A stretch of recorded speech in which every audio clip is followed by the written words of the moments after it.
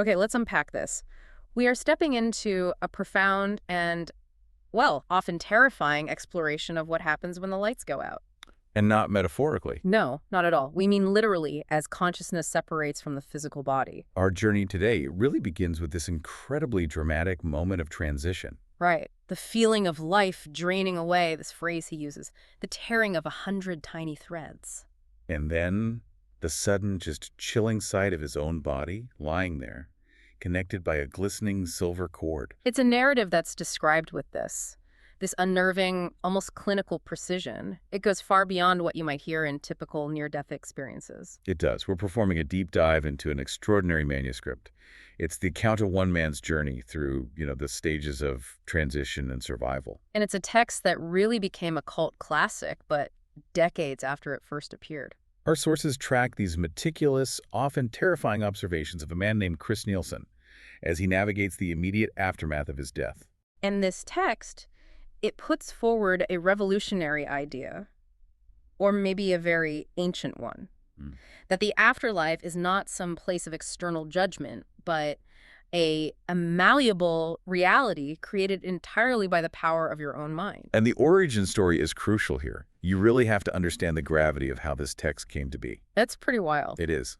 The manuscript was physically delivered to Chris's surviving brother, Robert Nielsen, sometime between 1976 and 1978. By a woman who claimed to be a self-professed psychic. Exactly. She stated that Chris, the deceased brother, had transcribed every single word to her over 6 exhausting months, and he insisted she deliver it. So you can imagine Robert Nielsen was understandably skeptical. Of course. He wasn't a man of faith, not a believer in the paranormal at all.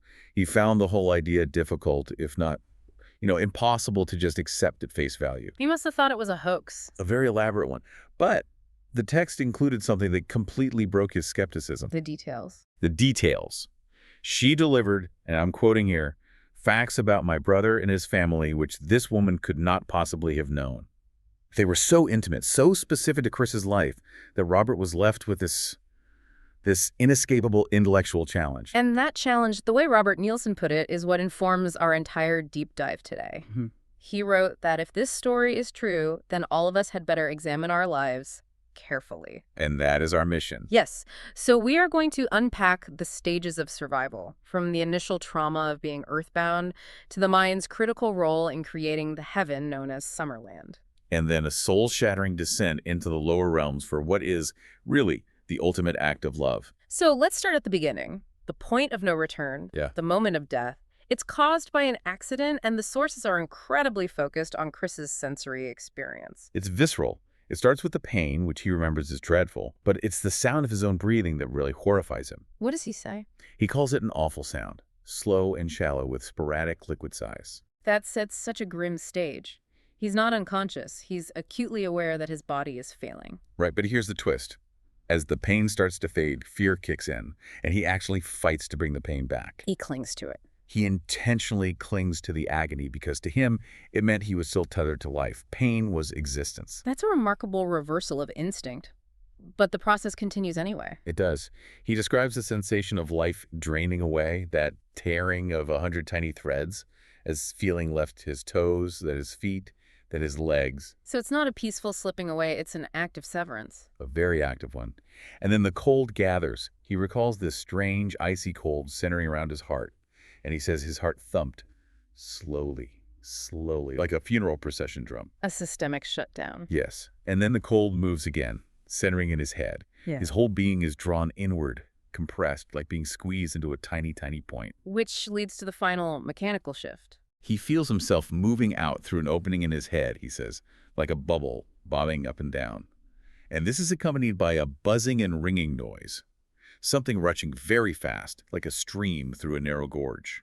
And then he sees it. The iconic imagery. He turns over and is just stunned to see his own body lying there, bandaged, immobile, fed through tubes. And connecting his newly freed consciousness to that physical vessel. From the top of his head is a thin, glistening silver cord. The silver cord, that image, it just crystallizes the reality of his situation, doesn't it? What did he think when he saw it? He understood its significance instantly. The source is clear. He realized the silver cord was all that kept my body living. So he fights it. He does. His final act before the complete break is trying to mentally force himself back down into the body, calling out for his wife, Anne, to pull him back. But it doesn't work. No. He feels a rapid dropping sensation, hears a snapping noise, as though a giant rubber band had broken, and then he begins to rise rapidly. That's it, the final severance. Irreversible death. Once he's severed, the body is left behind, but, well, the mind is not. This is where the flashback phenomenon comes in. The life review. He saw his whole life flash before him. But not just fast, it was in reverse. In reverse. From the moment of his death in 1974, all the way back to his infancy in 1927. 50 years of life, compressed into seconds. And this isn't just like watching a movie, is it? Not at all. He says he relived each moment with acute perception, experiencing and understanding simultaneously. So what was the essence of it? What's the big takeaway? The crushing realization that his thoughts had been real. Not just his actions, not just what he said. Everything that went on inside his mind. The hidden intentions, the positive aspirations, the negative, self-serving judgments. All of it was real. And we learn later that this happens again, right? This isn't the only life review he goes through. No, the first one is like a high-speed summary. The second time, which the source explicitly calls purgatory, is excruciating. How is it different? The second time, every fantasy, every unfulfilled desire he had only imagined in life, it now becomes tangible, a full reality. Oh, wow. He has to live through every single thought, but cursed with total objectivity. He describes watching the intimate squalor of his own mind play out as if it were a real event. So there's no hiding, no rationalizing. None. The realization is foundational. What happens in the mind is just as real as any flesh and blood occurrence. And without the physical buffer, the pain is magnified. As the source notes, there's no physical body to dull the pain of your re-experienced life. Your consciousness is just stripped bare. Precisely. Yeah. Forced to confront the absolute truth of its own intentions. So after that first initial flash, Chris's immediate post-death reality is blurry. It's described as being filled with smoke. He just cannot accept that he is dead. This initial state is one of complete, frantic denial. He's constantly rationalizing. Constantly, he thinks he's alive, maybe under anesthesia or dreaming or hallucinating from brain damage. Anything but the truth. And this denial traps him. His ghostly state is confusing because the rules seem inconsistent. They are. He tries to stop a doctor running down a hall, and his hand passes right through the doctor's shoulder. He walks through a door. But at the same time, He's startled to find he's wearing the clothes he had on during the accident, minus the blood and the damage. He still expects physical reality to follow its old laws. it must have been maddening. But the true horror of his state is confirmed in this really painful personal moment. The interaction with his dog, Ginger. His German Shepherd. Yes. He's delighted to see her, a familiar sign of life. But when he bends down to stroke her head, his hand sinks deep into her skull. Oh, that's awful. And the manuscript emphasizes the sheer terror of the dog's reaction. Ginger recoils with a yelp and scuttled back in terror, ears pressed tight, hair standing up on her back. He's just confirmed his non-physical state, and the sheer animal fear of his best friend must have been devastating. It's such a powerful image, using an animal's raw instinct to confirm his tragedy. And this denial, it reaches its peak at his own funeral. Right. He enters a church he's never been to, sees his wife, Anne, and his children, all dressed in black. He can hear Anne sobbing in her mind, and his own distress is immense. But he still dismisses it. He calls it a stupid dream, thinking, I hate this stupid dream. When was it going to end? And it's here that he gets the first major interruption to his denial. He confronts a man he'd seen at the hospital, Albert. And Albert looks clearer, more real than anyone else. And Albert just tells him straight. You've died, Chris argues. How can I be dead if I can talk and think? But Albert provides this unnerving mixed reality experience. Yes. Chris tries to turn away, but Albert's fingers grip his shoulder, and they feel solid. They nearly pinch his flesh. It's a temporary anchor of solidity in an otherwise intangible world. This state of confusion lasts for weeks, and Albert later confirms Chris was earthbound. He was trapped. And Albert explains this was because of two things: Anne's extreme grief and Chris's own desperate desire to comfort her. It all prevented him from progressing beyond the Earth's atmosphere. Let's pause on that mechanism because it's so key to understanding this early stage of the afterlife. What exactly is this earthbound state? Why does it feel so bad? Albert calls it the Earth's densest aura, an aqueous region. It's where the newly deceased linger, trapped by the magnetic pull of earthly emotions and their own unwillingness to accept death. It affects his mind. Dramatically. His memory flickers, his vision is limited to maybe 10 feet, and he feels perpetually sluggish and stupid. So if the conscious mind is the self, this dense aura is like spiritual quicksand. It stops clear thinking because you still expect the rules of the physical world to apply. That's a perfect analogy. His mind is enveloped by etheric matter, which is the densest, slowest vibration of the spiritual substance. Albert even notes this region is the source of myths like the waters of Lethe or the river Styx. The place of confusion and forgetfulness. A temporary involuntary limbo. And while he's trapped here, we get this dramatic scene with the psychic. Perry. Chris's son Richard brings him home, desperate to contact his father. And Perry actually sees him, right? He does. He describes Chris accurately. Dark, blue shirt with short sleeves, blue checkered slacks and wallaby shoes. Tall and blonde. Chris is stunned. Someone can finally see him. But when Perry tries to manifest him, the result is horrific. It is, because Chris's own mind is still in denial. So instead of Chris appearing, a cadaverous form manifests, speaking with a hollow, lifeless muttering. It just parrots back these vague, miserable answers. A ghastly distortion. It's the ultimate reflection of his earthbound state. Chris realizes it's not actually him. What is it? It's a puppet he'd constructed with the power of his will, fueled by the psychic's energy and his family's emotional expectations. It's a manifestation of his own deadness and his denial. And the climax of that scene is so visceral. Chris, in revolt, walks toward this effigy, and he touches it. And he's shocked to feel its flesh is dead and cold. He grabs it and realizes he's wrestling with his own corpse, his own dead face, just inches from his. And when he jerks free, the figure dissolves in midair. It's the ultimate psychological purging of his denial. He literally fought his own death. And this scene provides a really important, if harsh, lesson for the living. That lesson being that intense sorrow kept him captive. Exactly. Albert later clarifies that intense sorrow creates a vibration that actually causes pain to the departed. It holds them back from what he calls second death, the purging sleep they need for growth. To the funeral, which is meant to be a medium of peaceful release, it often becomes a ritual of extreme grief. Which acts like a physical tether. The newly deceased are vulnerable, they're confused, and they're easily held back by the intense emotions of the earth plane. They need peace, not amplified sorrow. So Chris is stuck in this chilling, mucilaginous fog hollowed out after the effigy incident, but he remembers Albert's instruction. Right. That he could break the binding by concentrating on what's beyond this sluggish place. So he closes his eyes and tries to mentally visualize a specific, peaceful memory. He focuses his entire will on it. On a specific memory. A peaceful glade of redwood trees in Northern California where his family once stood in silence. A place of profound peace.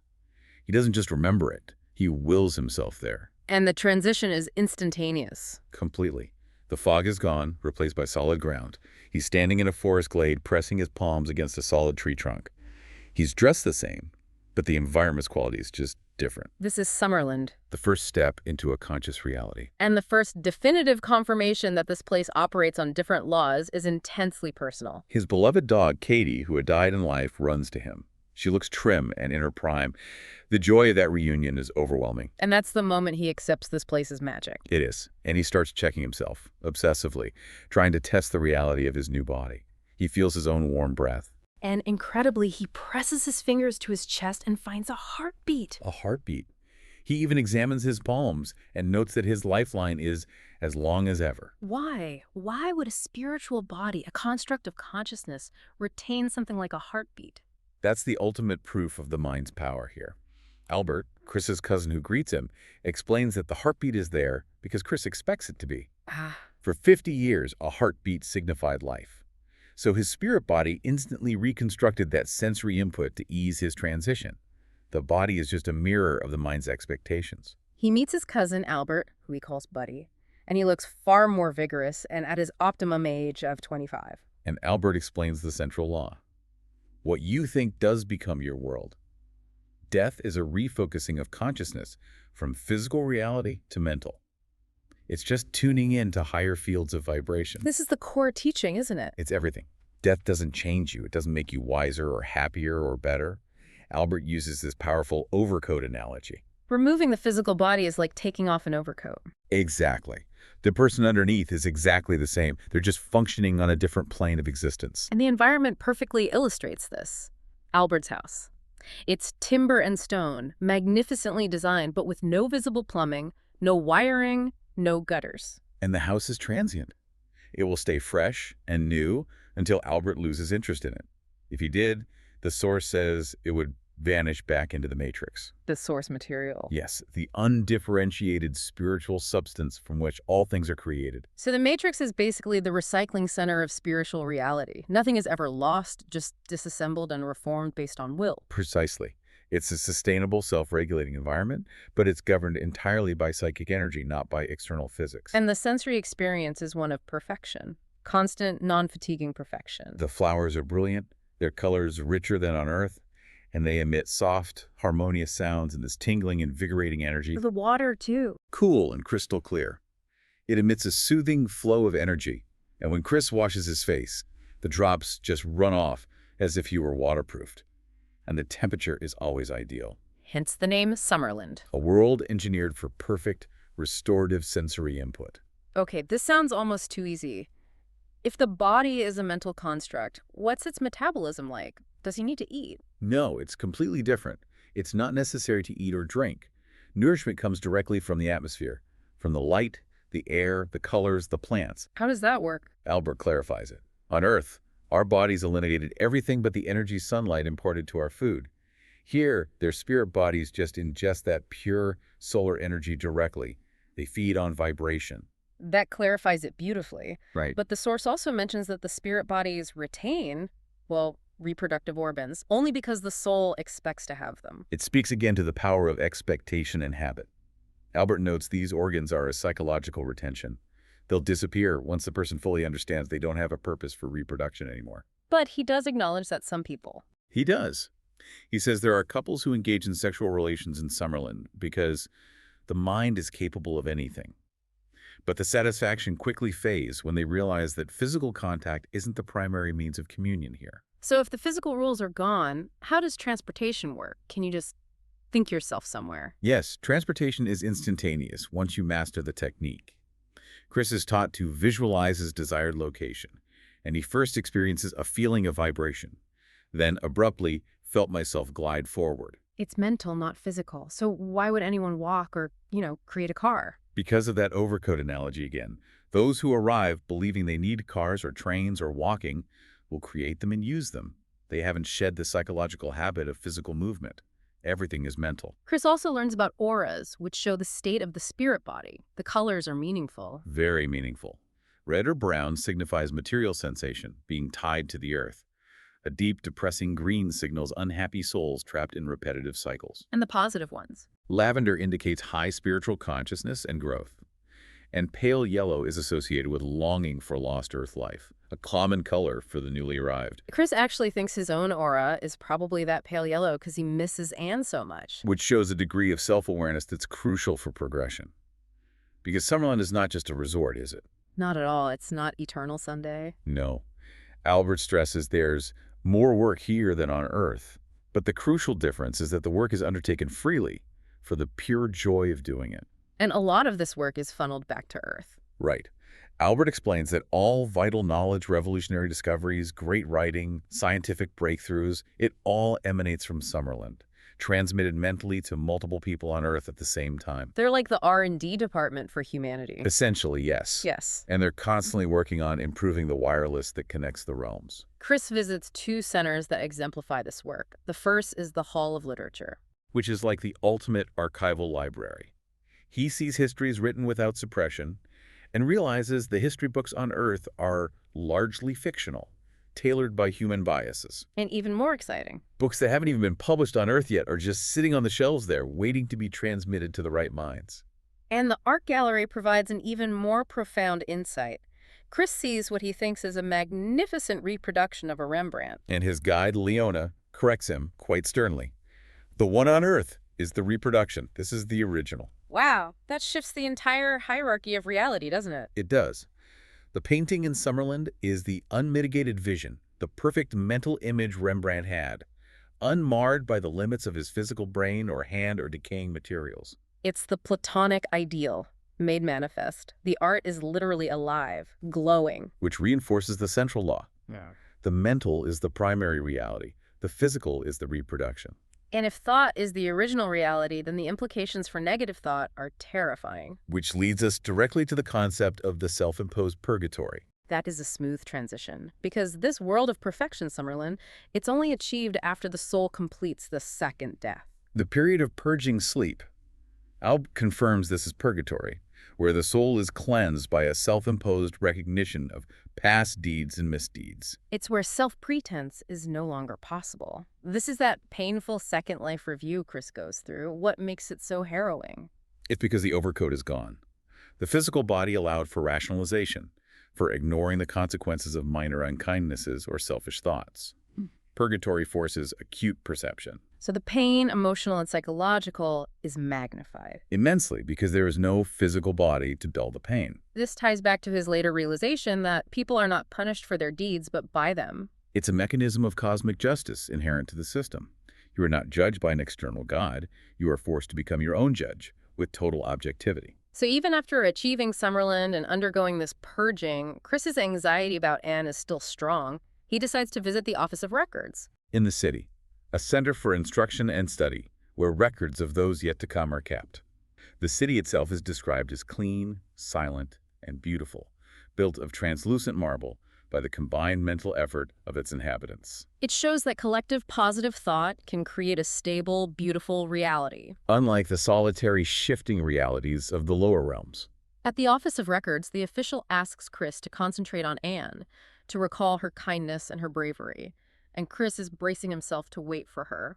He's prepared to wait 30, even 40 years, working and studying in Summerland. But the revelation is dreadful. Albert, who's with him, reveals the devastating truth. Chris, she kills herself, and committed suicide shortly after his death. And the manuscript is very clear on the consequences. It's not oblivion. No. Suicide merely alters a person from one form to another. Suicide only precipitates a darker continuation of the same conditions from which escape was sought. The consequence is that Anne is trapped in the lower realm. With a feeling of being hollowed out, because her physical body was eliminated prematurely. Her etheric body, the template for the physical, will feel like an empty, cold shell for exactly as long as her physical body was meant to live. In her case, 24 years. A self-imposed sentence dictated by spiritual law. Chris is devastated, and he insists he has to go help her, but Albert protests. He says it's never been done, that it might be impossible for a high-vibrational soul to descend and survive. He warns of profound danger. The risk being he could lose everything you've gained. Yes, that he could be absorbed and trapped in the lower realm himself. But Chris is resolute, driven by love. He tells Albert, I don't care what I have to face. This is where the story shifts from observation to heroism. And the descent begins. They pass through these intermediate zones, which reflect different levels of self-imprisonment. There's a place where people sing dreary hymns in a dingy church, completely unaware they've died. They're just living out their rigid, earthbound expectations of heaven. Exactly. Stiff, humorless, restrictive. Then there's a smart park, where people of a certain social standing sit stiffly, believing they are restricted to their class. A delusion of group superiority. And then the environment really starts to degrade. Immediately. The countryside becomes barren ground, dying grass, stunted trees, no sign of water. The air gets still and weighted. They are leaving the bright light of positive thought. And Chris can feel them retrogressing, vibrating lower. Albert tells him he has to mentally lower his vibration, adjust his system to survive. How does that feel? His body begins to feel clotted, congealed, and weighted, like being alive on Earth again, but without the benefit of being anchored. He has to maintain this lower vibration constantly to survive the intensifying negative energies. This realm is described as a gray continuum. Right, because there's no collective positive mental input, so there's no permanent scenery. The environment just reflects the composite mental image of its inhabitants. And since they're all miserable, the scenery is just this depressing, monotonous gray. Misery in company grows exponentially worse. Negative energy feeds on itself. They approach a sprawling shanty village. The odor is one of corruption. The people are in shabby clothes, absorbed in their own concerns, silent, and their physical appearance retrogrades with one's mind. The body reflects the mind's decay. The more self-centered, obsessed, or angry you are, the more miserable and visually decayed your spiritual body becomes. And we witness specific examples of these self-made hells. The gluttonizing people are particularly haunting. They are. Crouching and kneeling, consuming non-existent food, grunting and snarling, because they can never be satisfied. They're locked in the obsessive thought pattern of gluttony, which, without a body, is an endless, unsatisfiable hunger. Then there's the man obsessed with wealth, lamenting, "I worked damned hard," thinking he should have been rewarded. Why is he there? Albert explains that his total absorption in profit was its own justification. His life was the pursuit. Now, without the physical means of acquisition, he feels betrayed. His hell is the realization that his life's purpose was empty, but he can't choose a higher one. The true core of negativity hits when they reach the edge of a crater.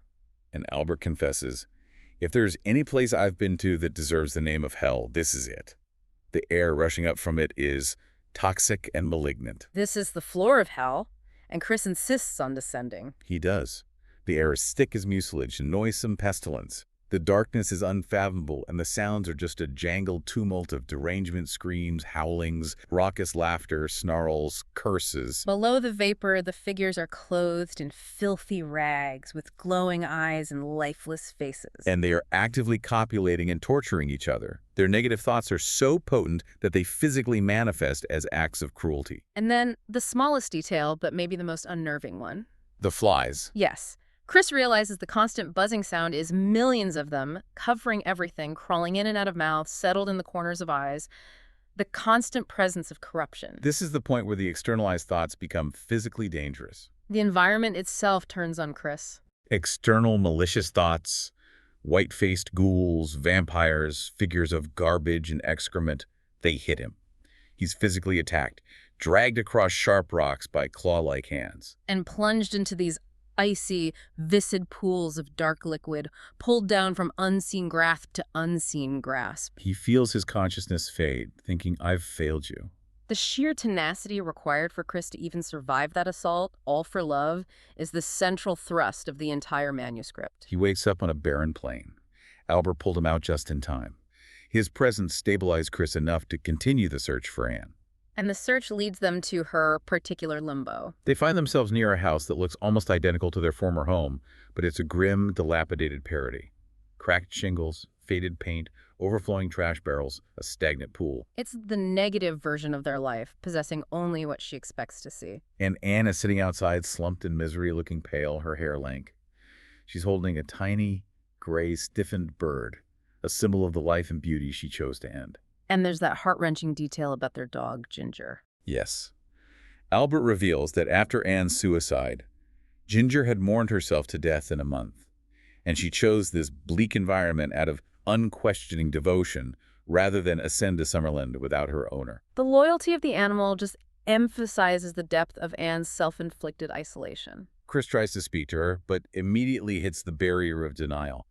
She can't recognize him. She sees him only as a suspicious stranger. Her mind is so consumed by negativism, she can't process the truth. When he tries to identify himself, she just reverts to these mechanical, repetitive complaints about her plight. "Nothing works. I can't stand filth and confusion." She's constantly fleeing the truth by immersing herself in the relative safety of afflictive details. She's filtering everything through a lens of total negativism. Yeah. Whenever he gets close to the truth, mentioning their children, his death, she mentally shrugs it off, finds a way to deny it. And her private hell even includes the embodied projection of her greatest fear. A tarantula, the size of a man's fist, crawling onto their bed. Chris kills it with a shovel, and for a moment, he earns her childlike gratitude. "Thank you," she murmurs. It's a small chink in the armor. A tiny one. But despite that, Chris is failing. His own perceptions are being blunted by the environment, and he feels the dark magnetism of the lower realm trying to absorb him. So he realizes he can't reach her through logic or narrative. This is the climax of the story, the pivot from striving to surrender. He decides on the ultimate sacrifice. He can't help her physically or logically, but he can use words of gratitude. Knowing that words, and especially positive thoughts, are real and eternal in this realm. So he performs this detailed thank you monologue, an effort to inject pure, unconditional, positive thoughts into her mind, hoping the words will bypass her conscious denial. What does he thank her for? Everything. keeping their home clean, her cooking, her humor, her care when he was ill, their shared love of music and nature. He specifically thanks her for their physical relationship, for making the bodily part of our life so satisfying and exciting. He's trying to overwhelm her negative self-image with pure, objective love. And he thanks her for her character, her courage in recovering from a nervous breakdown, her tenacity, her faith in his work. He thanks her for remaking me without ever doing it deliberately. He shows her that the essence of her life was good. And when he finishes, The flame of awareness flickers in her eyes, vague and formless, struggling for existence. But then it dies. the cause is lost. So he makes the only decision left: to stop resisting the dark magnetism and become a prisoner with her, He surrenders his own hard-won freedom. hoping that his constant loving presence might ease in some small way her pain. He chooses her hell over his heaven. And that is the miracle. As he lets the cold envelop him, Ginger licks his hand. And Anne turns, tears streaming down her face, and murmurs, "Is it really you?" She was saved by his unconditional sacrificial love. He whispers his final words to her there. "Let this hell be our heaven." Chris wakes up in a recovery center in Summerland, feeling incredibly heavy and weighted. Albert greets him, admitting he never thought it could be done. He realizes that only love, not logic or force of will, could reach her. Love is the highest vibrational law. It overrides the self-created laws of the lower realms. And Albert explains that while Chris's sacrificial love elevated Anne's soul, she isn't ready to remain in Summerland. She hadn't processed her life lessons. So she chose immediate rebirth, Yeah. reincarnation. She chose India because it was immediately available. And this choice offers a specific challenge to her soul, a handicap to counterbalance the negative effect of her suicide. And the manuscript is horrifyingly specific about that handicap. The body she chose will contract an illness causing severe sleep deprivation, mirroring her reliance on sleeping pills in her previous life. Her new life is designed to teach her that she cannot rely on artificial escape. And this is where we learn the deeper lore of the soul.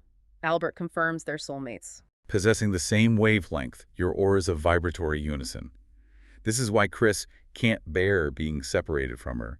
Their compatibility is based on vibrational resonance. An advanced woman explains the nature of the triune self: spirit, soul, and body. The spirit contains the essence of God, the soul contains the lessons, and the body is the vessel. And she provides a huge insight into why Earth life is necessary at all, given how perfect Summerland is. The real discipline, she says, is for a soul to decide to remain in Summerland and study, rather than immediately reincarnating. Why is Summerland insufficient for true growth? Because it's too malleable. Since everything is created by positive thought, it's too easy to control and too easy to avoid difficult truths. Earth is the only place where the most severe trials can be externalized. It's man's primary testing ground. The objectivity and harshness of physical laws on Earth provide the necessary resistance for true soul growth. So Chris reviews his past lives, finding Anne as his sister in the 1300s and his wife in the 1700s, where he was also a writer. And he decides his soul's greatest need is the helping of others, and he's determined to reincarnate to meet Anne again. He plans his rebirth meticulously, choosing to be reborn as a young man who will travel to India when she is in her 30s. He's scheduling his next life to align with hers. The mechanics of rebirth are highly specific. The source mentions the soul clearing its choice with a complex computer. Which we should probably interpret as a metaphor for the intricate universal law of karmic calculation. Right. It's the cosmic principle of balance, ensuring that every new life offers the necessary challenge for growth. And the soul has to contract its spiritual bodies to coordinate with the baby's body, and memory is usually obliterated. But not always. The woman notes that if the reincarnation is precipitate, like Anne's was, the memory sometimes lasts, which explains the high incidence of people in India who claim to remember past lives. So Chris then completes his task, dictating this entire manuscript to the psychic to deliver to his brother Robert. His message to Robert, and to us, is clear. He will return to his love, hoping to share their love in the exquisite climb of Summerland someday, rising together to the ultimate heights. But the manuscript ends with this philosophical caveat from Chris. He admits that the conditions of survival cannot be explained in terms of time, space, and form. Ultimately, he suggests the entire experience from the silver cord to the shanty village may have been exactly what he originally thought. The mind creating reality, perfectly tailored to his needs and beliefs at every stage of the journey. The physical form is gone, but the power of consciousness remains absolute. So, let's bring this back up to the surface and synthesize the core knowledge from this extraordinary text. Whether you view Chris Nielsen's account as literal fact or a brilliant metaphor for psychological survival, several key insights remain. The first being that death is not oblivion. It's merely a refocusing of consciousness, as Chris's voice relayed. Death is not the king of terrors. Death is a friend. And critically, the afterlife is entirely a creation of the mind, a highly malleable environment where the soul is forced to confront the consequences of its thoughts and actions. We are not punished for our deeds, but by them. Our flaws, our shortcomings, our obsessions, they become the objective, palpable landscape we inhabit after transition. Which means the most dangerous place is not that crater filled with flies, but the self-imposed prison of denial and's private limbo. Chris's story teaches us that the only force powerful enough to break self-imposed hells and override the laws of vibration and consciousness is unconditional love and selfless action. He risked losing his achieved heaven, the perfect environment, the knowledge, the progression, to descend into the lowest possible vibration simply because he could not bear Anne's pain. That sacrificial love transcended the rules of the spirit world. The final truth is that the universe is governed by objective, immutable law, not arbitrary condemnation. Death is merely a sleep from which inevitably you will awaken. And the path of growth, the real work, begins on Earth, where the resistance of physical reality forces us to make objective, difficult choices. Home of episodes that you will inevitably relive and judge yourself on with acute, total objectivity.